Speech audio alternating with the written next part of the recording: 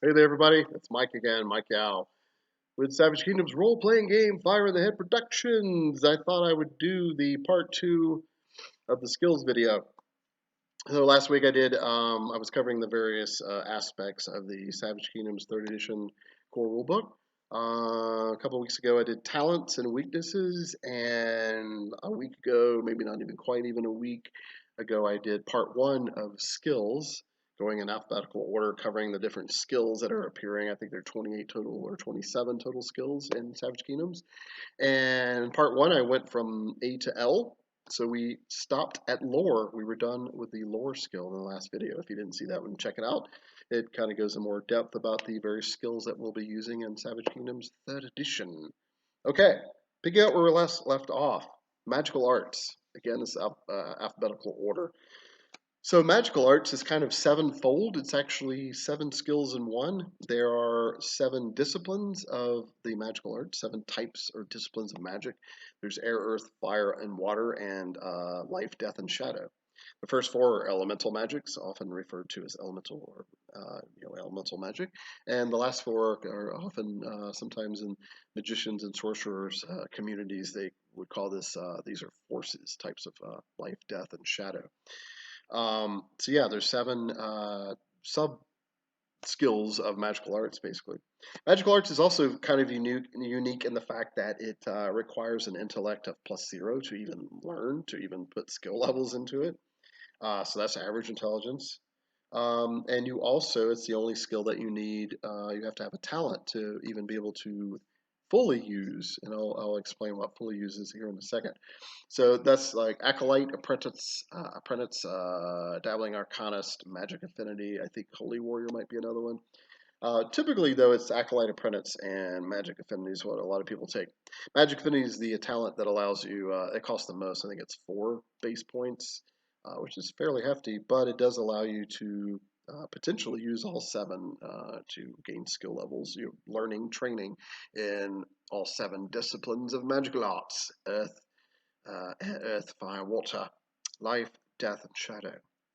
Again, so yeah, that's how you do it. And so when you get skill levels in magical arts, that allows you to learn a spell. So every odd number skill level that you have in a magical discipline allows you to learn one spell. So say you have 3 skill levels in air magic. That would be 2 spells that you know that would have to have air as in the discipline of the spell. It would have to be from that discipline, and all the spells are listed. It's all laid out and pretty easy to see.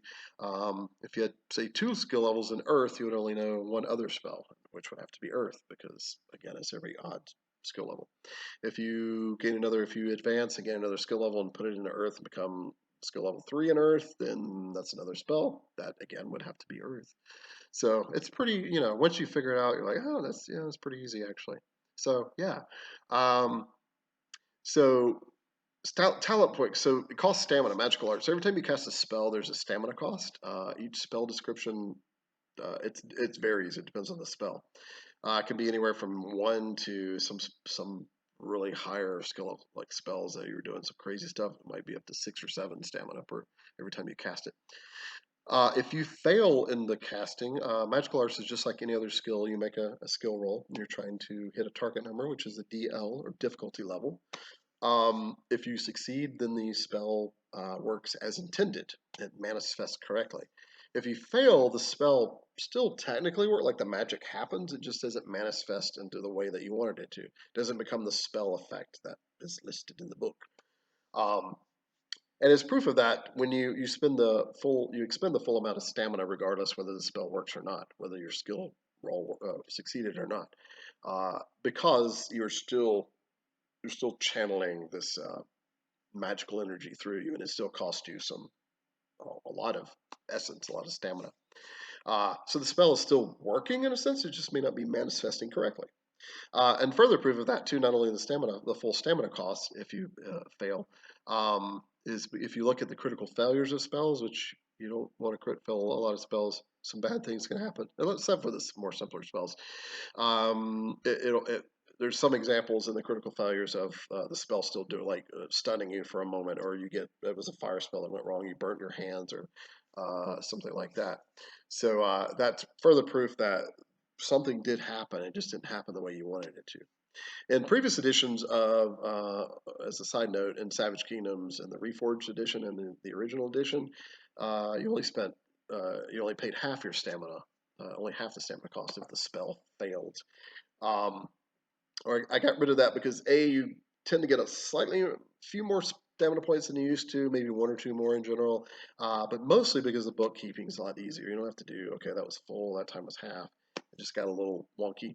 One of my design goals in Savage Kingdoms 3 was to sort of streamline, I hate to use the word simplify, streamline, I think it's better, a little bit better, just a little sleeker and more elegant, and that was one way of doing it, and it's worked out wonderfully in playtesting. So, right. I had a caveat in there to something. So yeah, oh yeah, I know what it was. Magic Affinity, Magic Affinity talent. So Magic Affinity talent is also allows you, and certain races get it for free, like the Shi, the Illuna Shi, and the Dark Shi in particular, uh, because they're kind of born gifted with magic. They're just it's just in their blood. They just, in fact, some of them don't even know what the word magic really means. It's just it's natural to them. It's part of the Illuna Quale. So Magic Affinity allows you to detect magic. There's not a spell for sensing magic or detecting it. You can just simply do it if you're skilled in magical arts or have the Magic Affinity talent, which allows you to advance in magical arts. Even if you don't advance and know any spells, you can still sense magic. And that costs a stamina point if you're doing it at range, up to 5 yards away.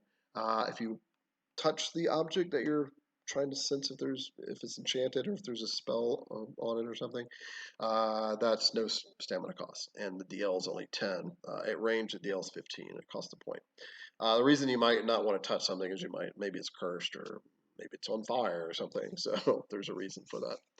So that's kind of cool. Also, like reading magic, like finding a scroll written in a magical script or something would be a magical arts roll, even if you don't. There's no skill for read magic, etc. What's another example from D&D? Identify. Identify is a spell to identify an object. You can just do that with magical arts. If you roll high enough, if you get when you're detecting magic and you get a 25 or better result, if you do on magical arts, then you actually intuit the general purpose of the magic. Not only can you sense, oh, that's shadow magic, but now it's shadow magic because specifically it senses corruption. I can sense corrupted creatures within 30 yards, like the spell. Uh, so yeah, in order to intuit exact details about an item, including the command, like who the previous owner was who made it, that would be actually lore. Just a little side note there. And the DL is pretty high for that usually. So yeah, so that's magical arts, and then the skills broken down. The skill section in the book is broken down into air, earth, fire, water magic, as well as death, life, and shadow magic. So there's kind of like subsections. Stamina costs we talked about. Time required. So most spells cost an action, which is 2 or 3 seconds. That would be considered battle magic, also known as spontaneous magic, because that's the way most player characters use magic. But in the actual world, not in NPCs, typically use ritual magic most. They have more time. They're not out adventuring, and they're not quite as much danger usually. So they have time to perform magic proper, and that's actually through rituals. So if you cast a spell the ritual by way of ritual, which takes an hour, you get gain a +2 bonus to your magical arts roll. +3 if you happen to have one of the rare components that's listed in the ritual components section of the spell. You have to have at least 2 components for a spell of DL 20 or less, and 3 of the listed ritual components if it's DL 25 or higher. Um, most components they're sympathetic to the spell. Those of you who might know anything about, I guess, real world magic, sympathetic just means an item that's associated with it. That's like sort of common sense, intuitively associated. Like red candles are associated with fire, or well, light in general is associated with fire, or maybe let's see, blood is often associated with life magic. If it's a lot of blood, it might be death magic, because it might have caused a death of something. So yeah, it's all listed in there, but a lot of it's fairly intuitive for the game master to come up with. But I would try to stay by the actual list for the most part. Some of the items are really rare, and they give you an additional +1. So, such as a lock of a frost giant's beard, a dragon scale. It depends on the spell listed in there. Uh, and you could be in certain areas too. being in the Shadowlands for certain spells might be one of the requirements, one of the ritual components. Or being inside of a hollowed out glacier might give you a bonus to like an ice spell. Um, or being in the top of a near a a volcanic cavern or something might be a bonus to fire magic spell. It's all listed in there. So yeah, so there's some cool little things that can happen with ritual magic.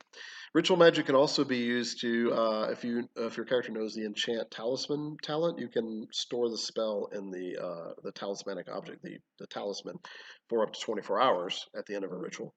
So instead of it like taking effect at the end, you're putting it in, you're storing the spell effect into the object. Lasts for 24 hours, or 48 hours if you critically succeed. So you can only have up to 3 talismans stored on your person at any one time. Mostly that's for bookkeeping, so somebody doesn't sit there and do like 9 talismans and you have to keep up with how long they've been going. The in-game reason, the in-world reason is just that that many items that they're going to negate each other. The magic's just kind of they're just going to negate each other after a while. So that's the story reason. So all right, that's probably enough about magical arts. Let's move onward, shall we? And then it lists the critical success, critical failures of each. So the skills, the magical arts, just laid out like any other skill. You've got there is an armor penalty to working magic, so note that. That's a cool way. That's how we've kind of gotten away from the old warrior wizard dichotomy. It's like you can totally be a war wizard, but just know that if you're in any kind of armor, you're not gonna be as quite as good with your magic because there is a penalty there. So it's just an elegant way to take care of that. So yeah, all right. Next skill is in alphabetical order would be perception. Perception is based on intellect. That's the governing attribute, as you might imagine. The people that are smarter or wiser, even, are going to perceive things just more than people that aren't bright. That's just how the world works. Just how it is. There's no armor penalty except with war helms. If you're wearing a war helm or a chain coif with a war cap, in other words, anything that gives you a +1 armor bonus for wearing a helmet, there is a -2 penalty to perception rolls. So just know there is a drawback. Um, yeah. Typical task in DLs, it talks about spotting a man on a clear day in open terrain from 100 yards away, difficulty level 10. So basically, it gives you all these, not a lot of them, but some, it kind of gives you an idea of like, smell a burning village from a mile away. Perhaps that's DL 15. Smell purple lotus incense on a lotus addict, DL 20. Searching and investigating a 20 by 20 yard area for footprints. It also, that also would take 5 minutes. It looks, I think, is what we denoted. Time required, like I just said, it kind of gives you how much time perception would check. Now, sometimes perception checks or skill rolls are done as reactions, so that's just a split second. Skill level achievements, critical successes, critical failures, just like any other. I won't go into detail of that, but that's all listed in there. The next skill is perception. So perception specialties could be sight, hearing, smell, taste, touch, empathy, investigation, specific terrain, etc. So those are all pretty obvious. Sight's kind of like probably the big one that most people do because that comes up the most. And that's all well and good, but if you have a better, but I've seen people with some really cool character concepts. It's like, no, that's smell is like my guy, or hearing, touch and taste come up, don't come as much, but when they do, it's usually kind of a big deal. So don't ignore those. Empathy is really cool. It's kind of like insight in D&D 5th edition. Um, you can also call it insight if you want, but it's listed as empathy. Investigation, that's like looking in more detail. Search, you could call it search also. Or it could be a specific terrain that you're better at perception, such as plains or forest or desert or swamp or mountains or something. All right, next skill is performance. Performance is based on magnetism, as you might imagine. Most people that are really good performers typically are fairly charismatic and are magnetic in general. If not, then if you train a lot, get some skill levels in it, then you might become pretty good anyway, even in offsetting your natural ability or lack thereof. There's no armor penalty, although it does say that with GM's discretion, if it was if you're performing like dancing in armor, there might be a penalty to that. But this is performance and not acrobatics, so dancing in armor actually could be very entertaining. So I would probably not even worry about that. Specialties might be things like dancing, singing, specific instrument, harp, lute, drums, recorder, pipes, etc. Storytelling, juggling, riddling, oratory, that sort of thing. So yeah. So in other words, various musical instruments, and some of the more obvious ones would be like dancing, singing, storytelling, oratory, even speech making, riddling, juggling. So you could say acrobatics is one, but that there is actually a skill called acrobatics. Although if you were using acrobatics to perform, then maybe you would make this skill roll instead of the actual acrobatics skill roll. But or my style as game master, I would give the player character a choice of either. Then there's the typical task in the DLs: perform a complex song or narrate a known lengthy epic, all the way, to a simple song that everybody knows in the area, DL10, to improvising the song or story or saga. Uh, Certainly, when you improvise something instead of a known song, the DLs are 5 higher in general, and you could inspire a crowd or an audience in order to perhaps game them all +2 to the resolve rolls, difficulty level 20, like inspiring a mob, in other words. So yeah, that's all listed in there. You can also use performance to earn coin or to gain a free meal or a room for the night. Uh, the old singing for your supper, which is where the term came from. Time required can be anywhere from 2 to 3 minutes for a simple song or tale, all the way up to 20 minutes for a long, complex song, or up to 3 to 5 hours of an entire night's entertainment, just the way however you want to use it and however the player describes it. Critical successes, skill level achievement, critical failures, etc. All right, next is persuasion. Persuasion is magnetism based, as you might imagine. People that are more magnetic typically are more persuasive. Um, the skill represents a character's ability to negotiate and influence others, be it through diplomacy, intimidation, bluffing, haggling, or similar means. Armor penalty is no in general. Although it does say that maybe if the character's wearing some like really weird intimidating armor, maybe you might want to give a +1 bonus or something, but I wouldn't do that. Specialties: diplomacy, intimidation, bluffing, haggling, information gathering, torture. Yes, torture, etc. This is a sword and sorcery fairly gritty game, so torture is an option. Um, so yeah, um, those are the different specialties. So one caveat to that is using persuasion in combat is possible, but it does cost 2 actions. And except for intimidation, if you're using persuasion specifically to intimidate, that's actually only 1 action. And the reason I changed it through playtesting and kind of the last minute before publication actually is that intimidation is considered an attack. So and in order to make the system elegant and tie together, pretty much all attack actions are 1 action. So that's why I lowered it. So an attack is anything that is against someone's will. So trying to intimidate someone is against their will, right? If it's not against their will, then you're not intimidating them. You're just persuading them in another way. You're being diplomatic or perhaps even deceiving them. So yeah, game mechanically, they get a resolve roll to resist, as opposed to your persuasion intimidation roll. So that's why doing that is only 1 action. Persuading through diplomacy or bargaining or even deception, deceiving, bluffing, that's all 2 actions in combat. Out of combat, the typically way it's done is it takes a good bit longer in negotiations. It says it could take anywhere from 30 seconds to up to an hour or more. Just depends on the scene, the setting, how you're describing it, how the GM kind of allows it to happen. So yeah, and a little side note on persuasion. I might have mentioned this in a video before, but if not, here goes. And you've probably seen it on the YouTubes with other gamer guys that have probably done this better than I have. So persuasion is not a win button. I see this a lot in D&D, particularly way back in 3rd edition, but 5th edition is still there too. And I see it attempted in Savage Kingdoms, but it doesn't typically go as well because I know the rules, having written them. So basically, and this is a general statement, persuasion is not a win button. So one persuasion success, especially if it's a natural 20. Everybody's about this natural 20 thing with D&D. That's 5% of the time. It's not a lot. I mean, it's not that unusual. So the person you're persuading is not going to give away their castle because you made a critical success.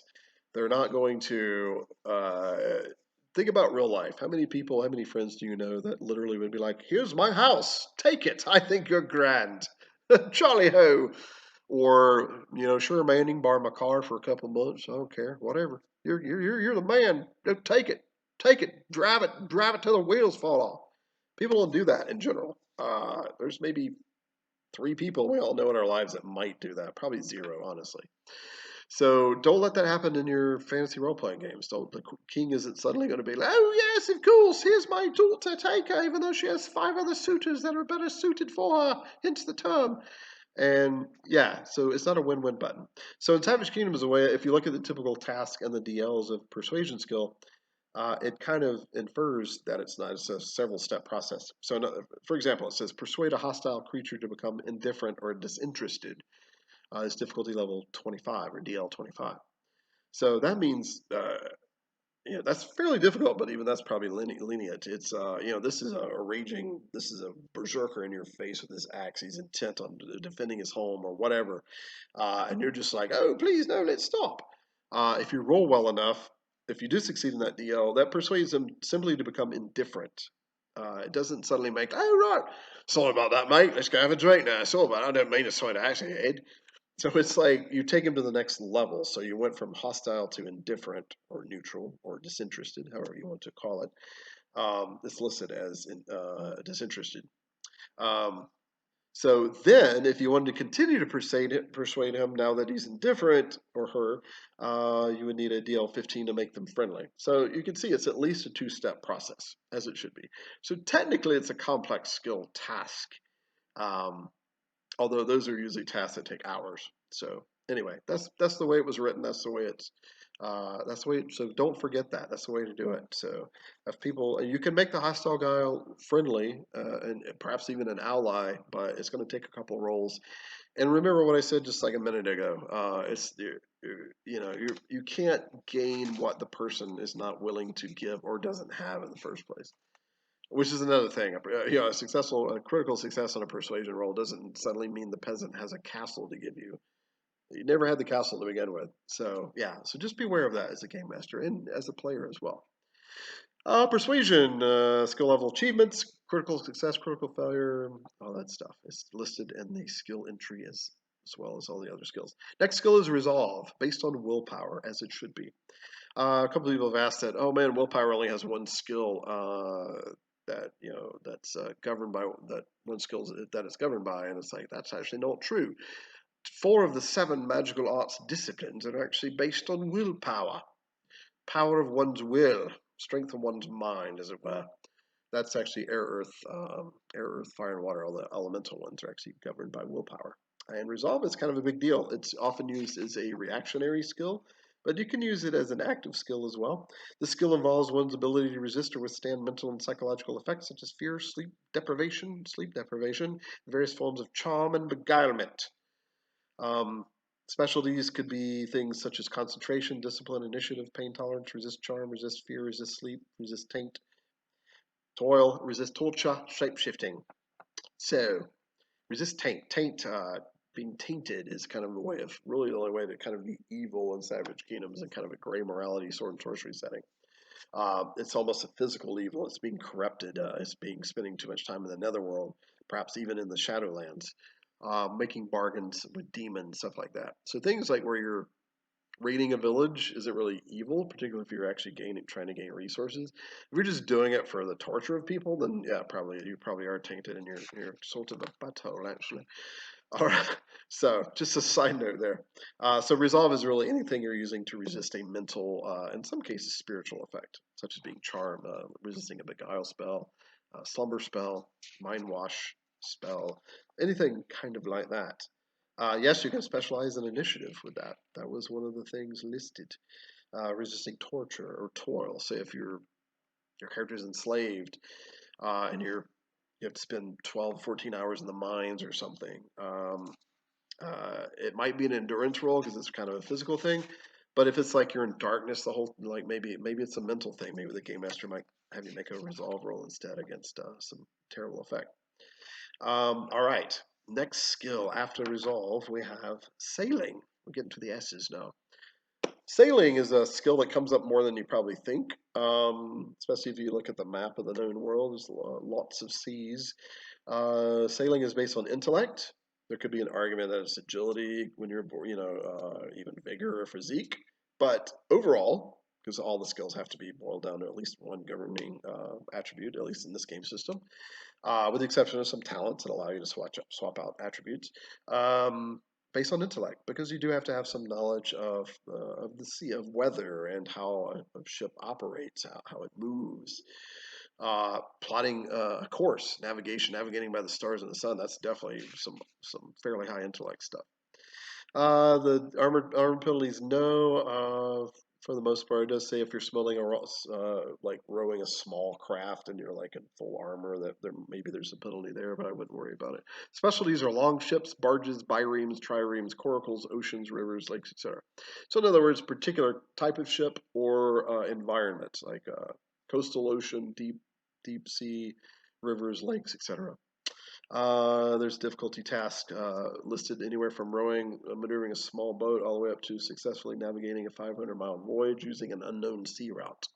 That's like DL20 start to get pretty difficult. Making a repair at sea.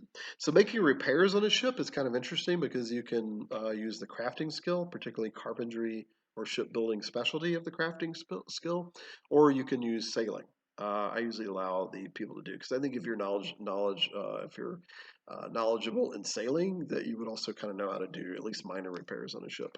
So just a little side note there. Time required, of course, can be anywhere from a couple of minutes to row across a river to or lake to many days or even a week or two at sea for a long sea voyage. Stamina cost usually is none on calm waters, but if you're in the middle of a storm trying to sail a ship or row, it might cost you up to a stamina point per half hour. Skill level achievements are listed, critical successes, critical failures as per normal. Next skill is sleight of hand. Sleight of hand is agility based. This skill represents an individual's knack for filching, pilfering, parlor tricks, concealment of small items, also known as palming, and similar acts of legerdemain, I can't remember how to pronounce that, or chicanery.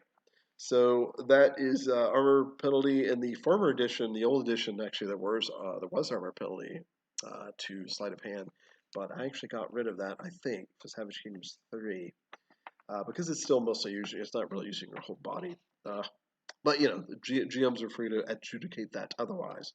Specialties might be pocket picking, palming, hand-eye tricks, item concealment, etc. So, and then the typical tasks in their DLs are listed: pilfer, filch a small item, the size of a coin or ring from a typical human, all the way up to concealing an item on yourself, palming a fist-sized object, etc., like that. So, sleight of hand, the obvious use for it, and most people use it, is picking pockets, like stealing, like pilfering items, pilfering or filching an item from a belt pouch or backpack or saddlebag of an unbeknownst person or a known person. But another cool use of it is you can actually hide items on your person. Say you have a dagger and a guard is approaching and he wants to disarm you before you enter the king's palace or whatever. And in most cultures they'd probably allow you to take a knife or dagger in, but hey, this guy he doesn't want any weapons in there, and you don't want him to take your sidearm. You don't want him to take your dagger, so you could actually use sleight of hand to like move it where it's very subtle to a different area. And when he approaches, he notices that your sheath is empty, and he's like, "Oh, all right, I guess he doesn't have one." And you've put it in your boot the whole time, or in some other place on your body. So that would be a use of sleight of hand, and that would be opposed by his perception. Yeah, so cool uses like that, or even like parlor magic, street magic. Yeah, so time required, skill level achievements, critical successes, critical failures. Failure, this one's actually has a list for failure. So if you fail by 5 or more when trying to pickpocket or pilfer, not only do you fail to retrieve the item, but you're also noticed by the person or by the person's companion if that target is with someone. And then stuff could go down. Yeah. All right. Otherwise, if you just fail only by a few points, you just don't get it, and you had to kind of pull back before they notice you. So yeah. Next skill is stealth. Stealth is agility based, as one might imagine, like sleight of hand was. This skill represents a character's ability to hide, move quietly, camouflage, or other similar covert art, such as pilfering. Oh, that's not right. Um, Note that most stealth skill rolls will be opposed by a perception skill roll by any potential onlookers. So yeah. So this is another time for a little side thing, aside. So, much like Persuasion, stealth gets very taken advantage of, abused in role playing games. Very often, I see it a lot in Dungeons and Dragons. I've seen it attempted in Savage Kingdoms, at least in me game GMing. Um, so, you have to have cover or concealment to use. Stealth is not going to work if you're in the middle of an open field, broad daylight, and the person's looking right at you. It's not going to work. It just doesn't work that way unless you have some magical, unless you cast a disappearance spell, and even the person is like, well, something just happened. The guy either like something, clearly I saw him, so he's either still there, covered with some kind of glamour, or he somehow has the power to instant travel, which is what we call teleport in Savage Kingdoms. So, so yeah, you just have to know. And it gives all the DLs and it talks about stuff like that. But just the biggest thing a game master needs to keep is you got to have cover or concealment. It could be fog, and you could have a chance to sneak around. In fact, the create fog spell even spells some of that out. It could be dark, darkness, no light. Obviously, that's concealment. That's concealment is just lack of perception, being able to see someone or see someone clearly. Cover is more of a hard thing. You're behind a wall, behind a tree. So you have to have cover to even attempt or conceal it to attempt stealth. Now, if you have a lot of cover and stealth, it could give you a bonus. So just know that even to even try it at all, you have to have some kind of cover or concealment. Otherwise, it's just not going to work. Sorry. It's like trying to fish when there's no water. It's not going to work. Time required, skill level achievements, etc. Critical successes, critical failures. Those are going to be very interesting with stealth, as you might imagine, but I don't really have time to go into it. All right, next skill is survival. Survival is based on intellect, as you might imagine. Smarter people probably will get along better in the wild. This skill represents a character's ability to hunt or forage for food, track game or other creatures. Doesn't necessarily have to be game animals. Start a campfire, build an impromptu shelter, detect natural hazards, and the like. Armor penalty, no. Specialties could be things like tracking, foraging, hunting, fire building, hazards, mountains, forest, etc. So this is a skill you would need to hunt or to track someone, or that could also be perception, but generally I would make it survival, particularly if it's in the wilds. I mean, the skill is called survival after all. Detecting natural hazards like quicksand or avalanche or falling limbs in a rotting forest or something like that. Building a natural shelter like an igloo against in the north in the Arctic area, or building a lean-to or something like that. And the deals of all that are listed in the next little segment of the skill section. And then you have skill level achievements as normal, critical successes, critical failures. Those can be interesting too with survival. All right, the final two skills. One skill that are actually twofold. So kind of like magical arts. Magical arts are 7 sort of sub skills, right?